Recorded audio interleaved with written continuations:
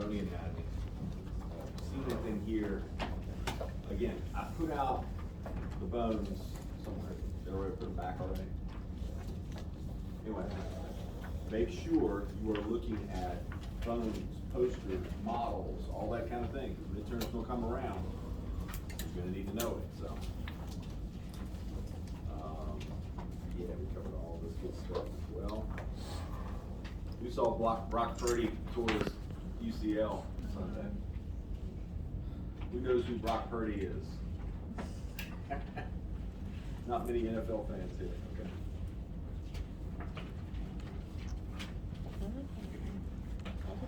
It was funny because all the doctors that were presenting at the conference I was at, those were all the doctors that will be treating Brock Purdy.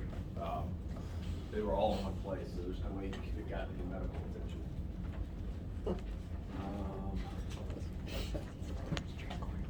Yeah, we're all good here. Anything on here that you didn't see yesterday, or it's a little bit different view?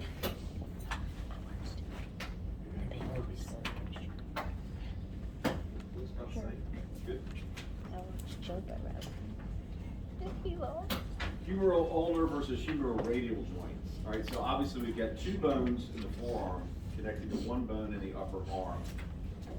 So on the ulnar side, again, it's a hinge joint. Very, very congruent. The trochlea is going to articulate with the trochlear notch of the ulna. 1 degree of freedom, flexion and extensions, all that's happening there with that. Stabilized certainly by joint capsule. What's another name for joint capsule? You said in the shoulder, we'll just talk about the capsule. Let's think ligaments. Capsule okay? ligament? Connecting bone to bone, all right? Joint capsule equals ligaments. We talked a lot about yesterday about the ulnar collateral, the medial collateral ligament.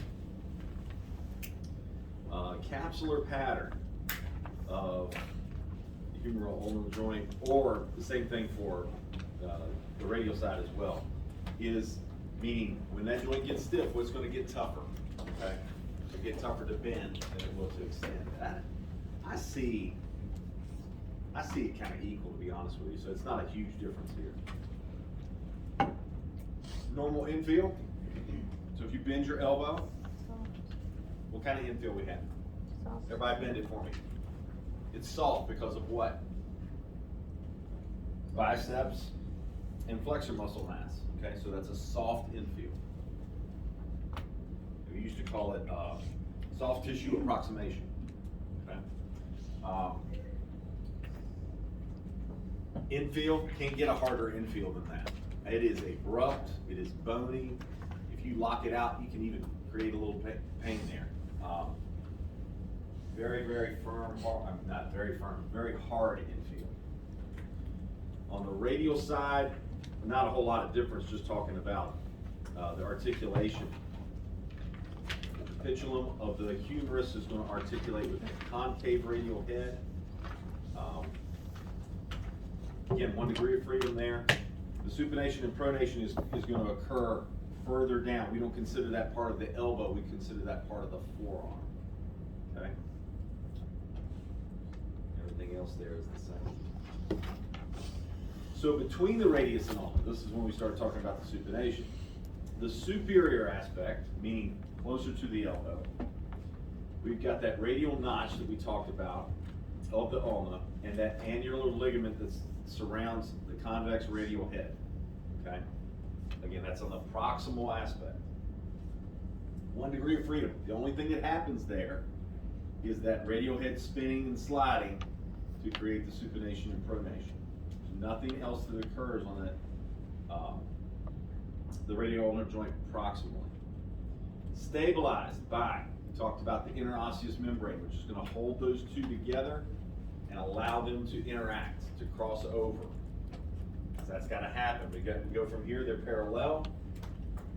We go to pronation, radius is crossing over the ulna. Okay, interosseous membrane in between. And again, that annular ligament, don't worry about the quadrate ligament and the oblique cord and all that stuff. You know the annular ligament will be happy. Capsular pattern is the equal limitation of both. If you look at that motion, this is neutral, pronation and supination. I think pronation's 90 and supination's 70. Might be 90 as well. We'll find out in a minute. It's pretty equal, and I don't think you're going to see one become more limited than the other with a capsular restriction. Infield is just a firm infield. You've got the bones crossing, but they're never going to really slam into each other like the elbow extends. So the supination and pronation is going to be a relatively firm infield. The inferior part of that joint, what's the muscle that's going to work at that end of that joint? We said we had two supinators. We had a biceps up here.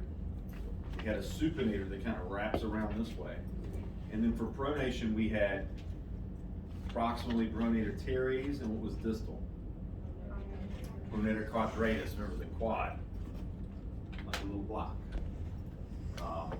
Distally, you'll have that ulnar head articulating with that radius, 1 degree of freedom again, stabilized again by the interosseous membrane, and again the capsular pattern is the same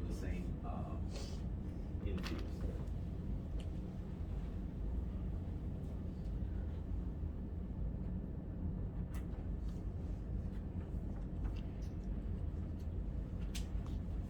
Y'all had plenty of this yesterday.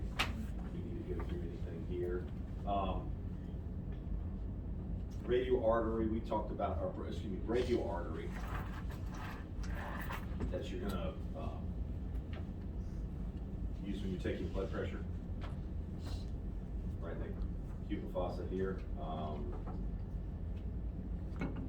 that's about it. Nothing new there.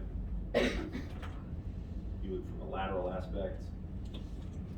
Again, that brachioradialis is going to be our dividing line. Extensor mass, lot of 3 we talked about.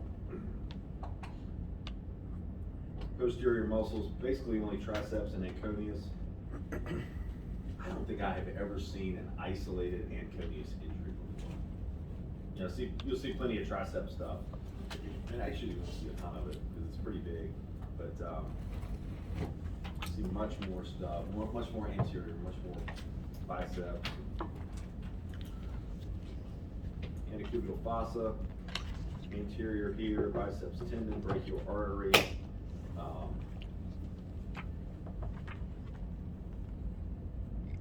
And median nerve. So you can get some entrapment of the median nerve. We talked about carpal tunnel syndrome, entrapping it distally. We talked about it going off here. This can happen here as well. If you've got an injury to a bicep,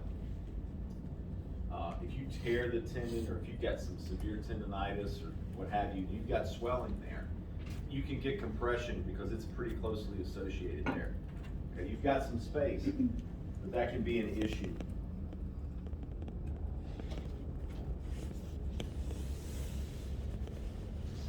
Again, we talked about how the fingers represent the flexors as well as the extenders. Really good thing to know there. Okay, so assessment-wise, we are going to observe and inspect as we do always. Again, your visual interpretation of something, your observation is always going to go in the objective measure, okay? Now, what you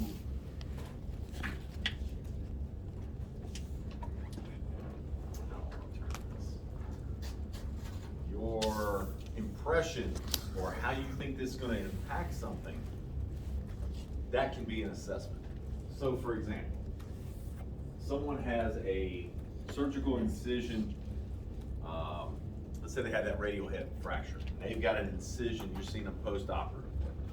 They've got an incision along the lateral aspect of the proximal forearm following the radial head excision or replacement.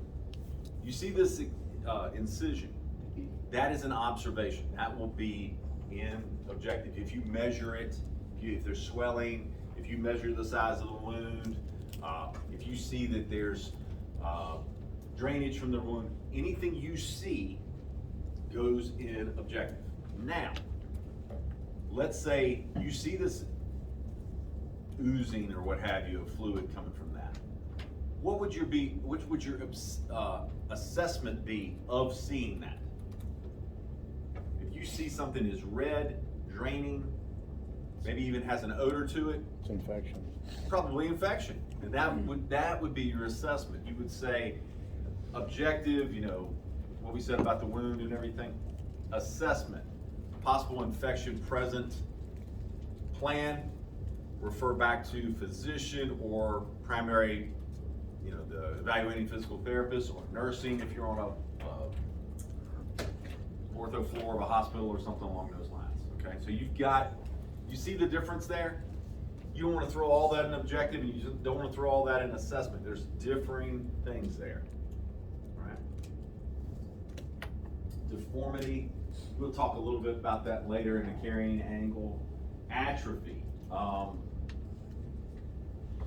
And the opposite, hypertrophy. If you see somebody, like I used Rafael Nadal the other day as an example, his left forearm is twice as big as his right.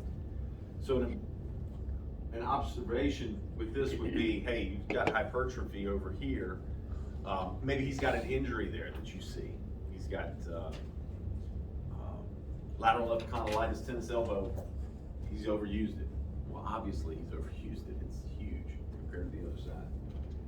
Symmetry, kind of along the same lines. Again, range of motion, quality of movement. What do we say quality of movement? What are we talking about? Substitution. Infields would kind of be part of that too. Okay. Have we talked about a springy block yet?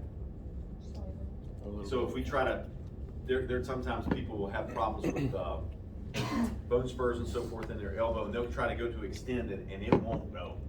It will not happen. They cannot fully straighten their elbow, and it'll be what we call a springy block. They can't go, and it just springs right back. And of course, manual muscle testing, my favorite. At least manual muscle testing, elbow and forearm is really, really easy. So carrying angle. If you look at the definition of the carrying angle, it is the amount of valgus that occurs at the elbow. Okay? In men, about 10 to 12 degrees. Everybody have their goniometers? If you don't, go grab it and come back. You gotta do a little experiment. Valgus. So if my arm was completely straight, I would have nothing, but because we have this carrying angle, when your arm comes out that way, more lateral, that's valgus. If it bent the other way, if your arm came in and then bent this way, that would be varus. Sure. Sure. And you got to measure off.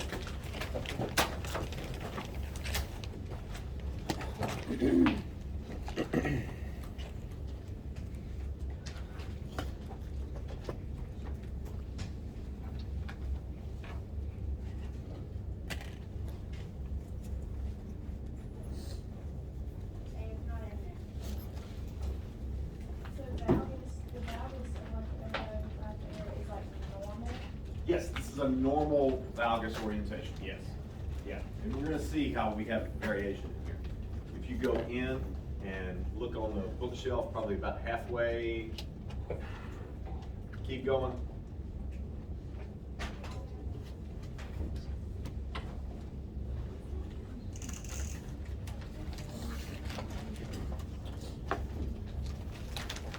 Valgus.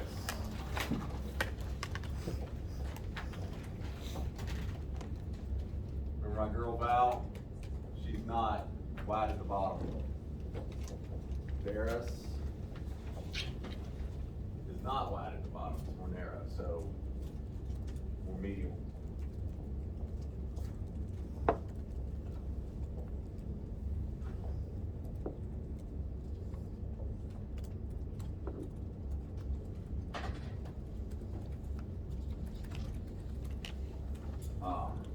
All right, so I want you guys to measure each other's carrying angle. And that is going to be, put somebody in an anatomical position, and you're gonna measure this joint. How much valgus is there? All right, now I wanna report, because we wanna see our male and female ratio falls in between, okay? Yes, sir. When we do that, do we line the axis up on the electrodon and You're gonna measure line from you from behind? an anatomical position. You go through the midline of the humerus.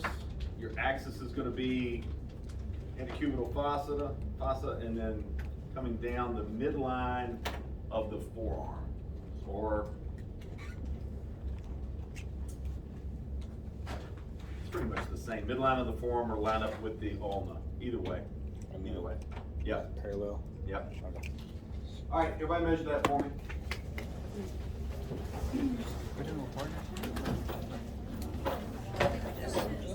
Do it with whoever.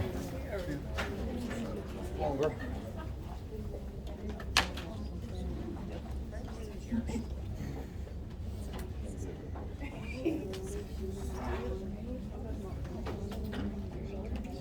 So you do like that. So you line parallel with the trunk. And I want you to measure bilaterally, because it's normal for the carrying angle to be larger in the other arm than the opposite, in the dominant side.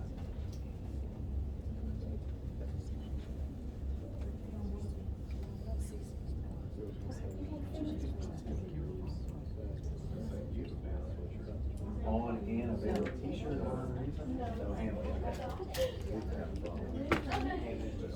Is it? Yeah, just rest.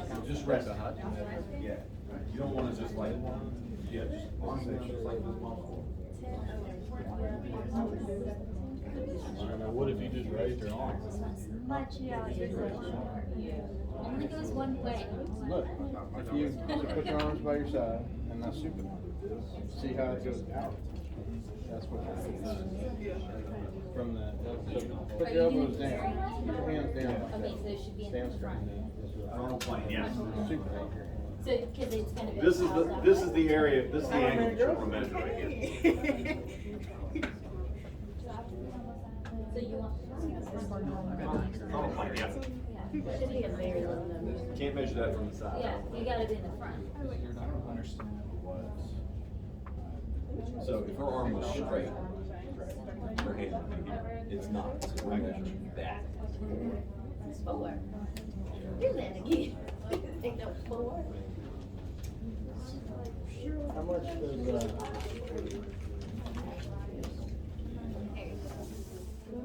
Body type? yeah. 'Cause that's a big difference. Huge part, absolutely. We'll talk about that. You got 35? Yeah. I was 25. Yeah, I imagine. Do we need to lock our elbows? elbows? They lock them arm in, or just Just try to be relax? relaxed. Okay. Just try to be That's what relaxed. you're doing it. You're gonna be right in the. You super hypermobile people can all bend back and do all this crazy stuff. Just be relaxed. I just have them stand like that, just stand still, and then just supinate. Just stand still. Tend to There you carry go. more stuff on this side. I do, Here, Justice. because I'm right hand dominant.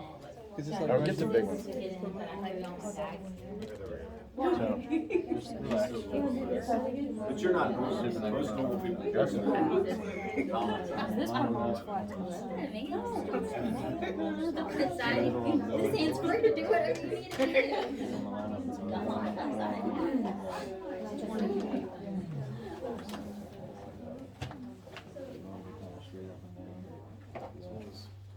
All right, report in. Is everybody in this range, or we got some outliers?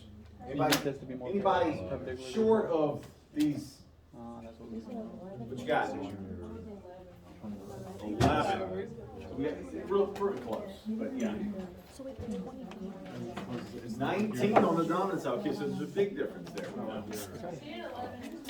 11 and 20. Pretty good size difference as well. 13 on both sides. Ours was like 40. Oh, that's Oh, she yeah. has. She That's has valgus. She has valgus. Watch her arms when she tries to do anything. All right, Alex, we get to be a demo. See where we're at. Oh, yeah. Yeah, naturally. Oh, yeah. So, Wait, come on this way. why do females have a greater carrying angle? Because we carry Push you babies. two more. I love it. Because we have babies. My wife would say. What's that? Because we carry babies. Part of it. Part of it. It's got to do with the orientation of the hips and pelvis. Okay? Wider hips, wider carrying angle. Okay? You got to be able to clear the hips there. Right? Body types does make a difference. If you're a little shorter and a little thicker, larger carrying angle. Super long angular folks, not so much of that angle, pretty much straight. Okay? It'll be just something that you notice.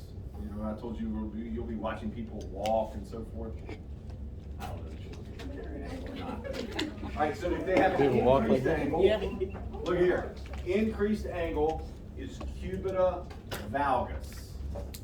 That's what you would write in your assessment. Okay? You would put this measurement and you would say, person demonstrates cubita valgus. Okay?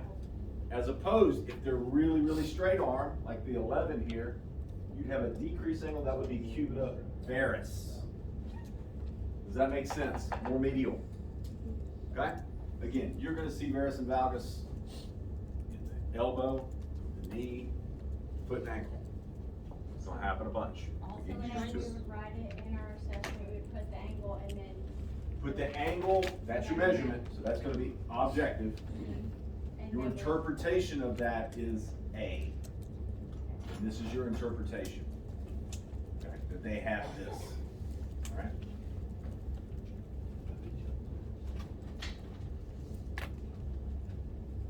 If you can see it, if you can measure it, if you can touch it, you can feel it, it is A. Excuse me, objective. Yes? Did you say foot and the foot and ankle as well?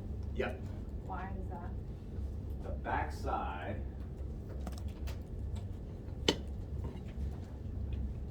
You would have to ask me this one, right? I'm sorry. It's all right. Well, because I'm just thinking it's not just one plane of motion. So if you look at,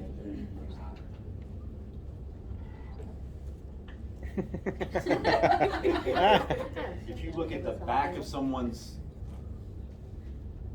their foot right there. Some people will turn in, and some people will turn out, and some people will be neutral. It's gonna be a varus and valgus of the calcaneus, your heel bone, okay? Oh, can't believe these were able to do that. Does that make sense? Yeah, I was just wondering like why it would happen in the ankle and not the wrist. Probably because It could happen in the wrist too. I mean, you never really hear about it. And these Be aren't more ulnarly deviated or what have you. these aren't weight bearing, so it wouldn't, right? It's always happened in weight bearing though. Yeah, because your elbow, you're not always weight bearing. You carrying stuff. That's a good question. Never thought of it that way. All right, so goniometry really can't be easier. Straight plane motion elbow, okay?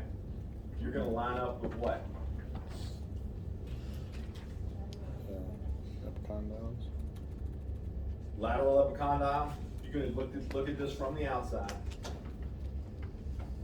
Lateral epicondyle through the acromion, midline of the humerus here, and then the radial styloid here.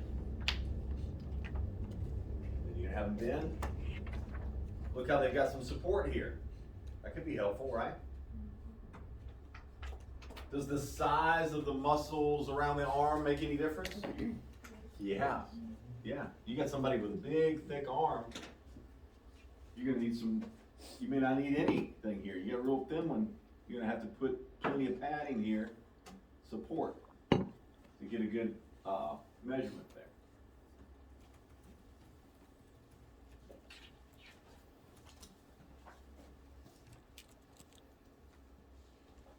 Supination, pronation, a couple different ways to do this.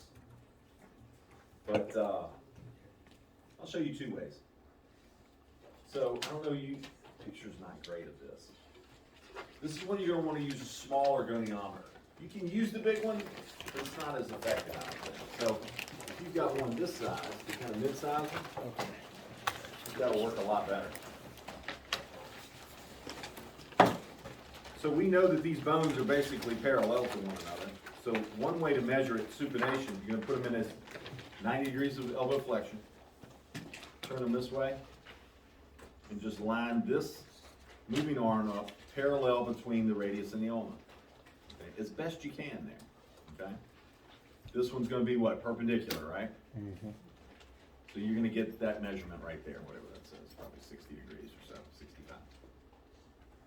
Pronation would be the opposite way, on the outside, right? But let me show you the best way to do it. Can I borrow that? Put this in someone's hand. This now just turned into your moving arm, okay? How easy is that measurement right there? You got that right there. And you know the axis is going this way, right? There's where our axis is.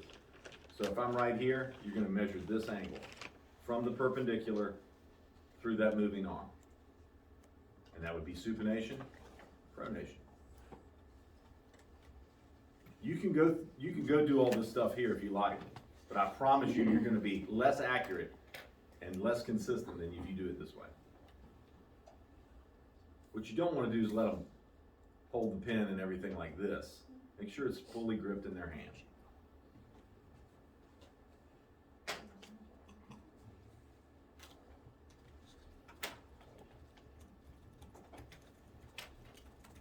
If you choose to do it this way, you better make sure, like it says here at the back, should be parallel to the radial and ulnar styloid processes. That's not easy to do. But you've got some people with thicker arms, bigger bony promises, less bony promises. It's hard to do. Put that pen or something in their hand and just do that, okay? Normal values, 0 to roughly 140, 150. People like me who don't have any biceps, I probably can bend probably 160. Justice is not gonna bend that far. Pronation, supination, roughly 80 degrees. Again, you're gonna see different norms with different, you know, we had Journal of American Academy of Surgeons and JOSPT, all these different ones. Again, I'm trying to give you the consensus of these, so.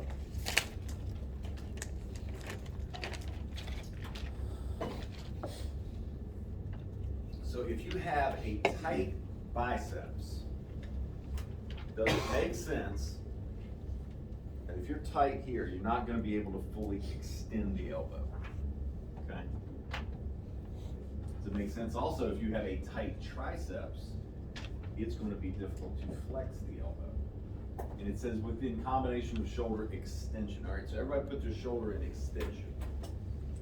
Now try to bend your elbow. It's a little bit tougher, is it not? Okay, then if you just go right here. Why is that? Because you're passive insufficiency. Uh, No, it doesn't cross over too, but What we got? it's the same thing. Right? Passive insufficiency. Yeah, it's the same thing, right? But it doesn't cross over. Okay. You mean like? The bicep. So if we flex the shoulder, Does the tricep cross over? Easy. oh gosh, I didn't think of that. Flex the shoulder. Can you fully flex the elbow? Pretty difficult.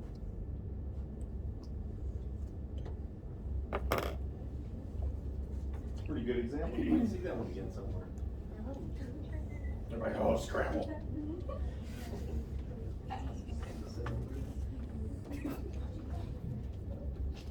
All right, manual muscle testing. Prime mover for elbow flexion, obviously biceps brachii, innervated by musculocutaneous. We know the brachialis and brachioradialis are going to be agonists for that. Helpful hints. Patients' wrist flexors should remain relaxed during testing because strongly contracting wrist flexors may assist in elbow flexion. Does that make sense? See people do that? Okay, that's gonna help. Does it make sense if they can use their wrist flexors, which half of them, more than half of them, insert above the elbow, we know that those are synergistic muscles as well. Okay, so you wanna keep that relaxed. If you're really testing the biceps, brachialis, and brachioradialis. And actually, I've got a picture here. We talked about how brachialis is more like this, right? Its insertion is right here. So that's actually, that little hammer is a better, if you want to specifically test brachialis and then brachioradialis. But, you know, just be happy with flexion, Jeff. It'll be good.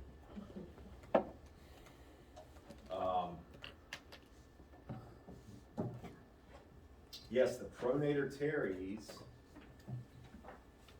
That's hard to imagine. Hard to imagine. Pronator teres is also one that can help with elbow flexion.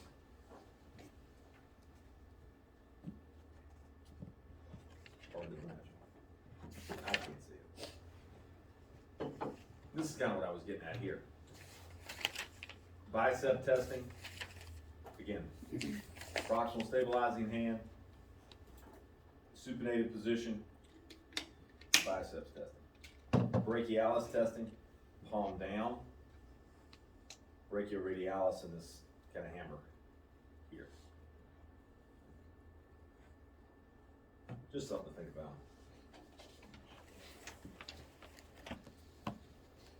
Triceps, radial nerve. What kind of helpful hints we have here? Elbow slightly flexed to avoid the patient locking out the elbow. It's a good point. You don't want to test them with the arm like this. You talk about how congruent that joint is. The elbow can really, you can really lock an elbow.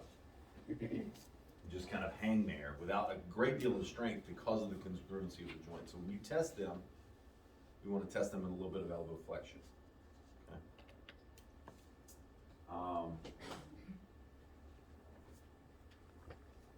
Don't worry about these. That's just confusing. External rotation, horizontal abduction. Not worried about that. So, what does the testing look like?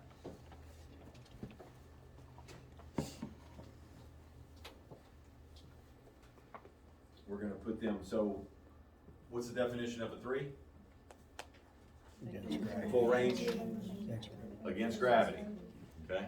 You could do. This is actually more against gravity than this. Okay. So I would try that. Right. And then let it down a little bit and resist them here.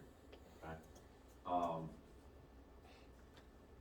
Sitting with shoulder at 90 degrees, abduction, full internal rotation. Yeah, I think that's a better position, to be honest with you, than what you see here. Grade 2, gravity eliminated. My wife had a patient yesterday who had a spiral fracture of the humerus, and it affected, the fracture actually nicked part of the radial nerve. And the radial nerve supplies what? Triceps in the posterior extensors here. So this guy had basically no triceps. So she actually had a 1 grade on someone's tricep yesterday, which is not going to happen all the time. She's flipping out. She's texting me and like, yeah, spiral fracture. That happens a good bit. Spiral fracture means the bone was twisted, and because the radial nerve runs along that shaft of the humerus, when that thing twisted and fractured, it I don't know if it tore it, but it impacted the radial nerve enough that he had only a 1 out of 5 on tricep. So she was trying to work on him with that. Supination. We said supinator and the biceps are going to work together with that. Patient may externally rotate an adduct arm across the body as form of supination is attempted, this kind of thing. You know how we did that Yerkeson's test? That's what they're going to try to do if they're weak in supination. They're going to try to throw their whole arm out like that. This is when you got to keep them right there, okay? And we'll talk about this right now. I love the handshake grip. It just makes sense to me. Can I borrow you for a second? Just stand up, son. So instead of going through and trying to grab somebody's arm from the side, let's do this side so they can see. You roll your sleeve up. So if she's here and I'm trying to resist her supin, this is the motion I want you to do. Can you do that? See, I'm pushing against here. Look, I've got skin rolling. I can't grab. I'm grabbing just the radius and so forth. It's really difficult to do. So I think the better way to do this is right here. Let's see, don't let me move you this way. I got a much better grip there, right, than I do here, okay? So you guys don't have to play around with that. Now, if you've got somebody who can't grip your hand, that's gonna be a problem. You're gonna have to do this method. Someone's got an injury, fracture, they're in some kind of splint, something like that. You're gonna need to know how to do that. Look at grade 2. This is kind of freaky if you think about it. This is gravity eliminated for supination and pronation. Just seems odd to me. Because this is against gravity. This is with gravity for pronation.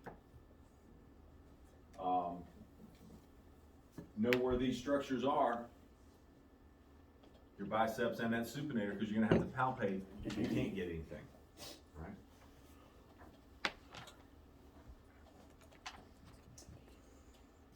Pronation, same way. Pronator teres, pronator quadratus. Talked about the location of those yesterday. Pronation is strongest in the position of 45 degrees of elbow flexion. So at 90, it's not quite as strong. This is where pronation is its strongest, okay? Men are 60 to 70% stronger in pronation and supination than females. Just a stat, no bias there. And this is what the manual muscle test is going to look like. And again, I love the handshake here, as opposed to the trying to hold your arm and everything. Doesn't make a whole lot of sense. All right, so let's do this. Let's get into our lab groups, and let's start with elbow goniometry, which is really easy. And make sure we can do flexion and extension. You know what? Take 8 minutes and start back at 10 till, and then we'll go through the lab.